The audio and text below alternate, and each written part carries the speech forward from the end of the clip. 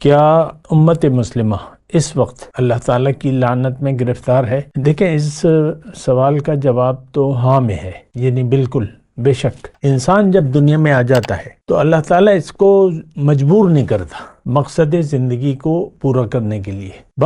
باقی تو ساری کائنات اللہ کی تسبیح اور تحلیل میں لگی ہوئی ہے، یعنی جس مقصد کے لیے اللہ تعالیٰ نے پیدا فرمایا ہے، جس مخلوق کو وہ کام وہ کر رہی ہے اور بہت اچھے طریقے سے کر رہی ہے اور مجبور ہے، خوشی یا ناخوشی سے، اور خوشی سے کر رہی ہے۔ قَالَ آتَيْنَا تعین، لیکن انسان جو کہ مقصود کائنات ہے، اس کا مقصد دنیا نہیں ہے۔ باقی تمام جو مخلوقات ہیں وہ تو دنیا کے لیے ہیں اور انسان کے لیے ہے۔ اللہ تعالیٰ نے قرآن میں فرمایا خَلَقَ لَكُم مَّا فِي السَّمَاوَاتِ وَالْأَرْضِ، تمہارے لیے میں نے بنائی ہے یہ زمین اور آسمان اور جس میں جو کچھ بھی ہے، اور تمہارے لیے، تمہارے فائدے کے لیے میں نے مسخر کر دیا ہے، اور ہم فائدہ اٹھا رہے ہیں۔ دیکھیں، عام طور پہ اگر آپ دیکھیں کہ اس زمین میں جو کچھ بھی ہے، اس کا بنیادی فائدہ کون اٹھا رہا ہے؟ کس کے لیے ہے؟ سب چیزیں آسمان میں یا زمین میں، ظاہر ہے کہ انسان کے لیے۔ اللہ ہمارا رب ہے اور اس نے ہماری ضروریات کا پورا خیال رکھا ہے، لیکن ہمیں اللہ تعالیٰ نے دنیا کے لیے نہیں بنایا،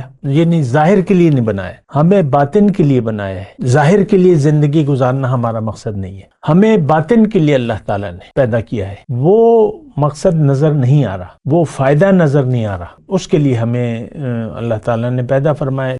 جو لوگ بھی اللہ کے مقصد تخلیق کو بھول گئے ہیں، بھول کر زندگی گزارتے ہیں اور اللہ کو منزل نہیں بناتے، آخرت کو ترجیح نہیں بناتے۔ دیکھیں، میں صاف بات کر، آخرت ترجیح، منزل اللہ، راستہ اللہ۔ اگر کوئی بھی انسان وہ مقصد پورا نہیں کرتا، یعنی منزل بھٹک جاتا ہے، کسی اور چیز کو منزل بنا لیتا ہے، جو بھی ہو، تو پھر وہ اللہ کی لعنت میں گرفتار ہوگا، اس پر اللہ کا غضب ہوگا۔ یہ بات نوٹ کر لیں۔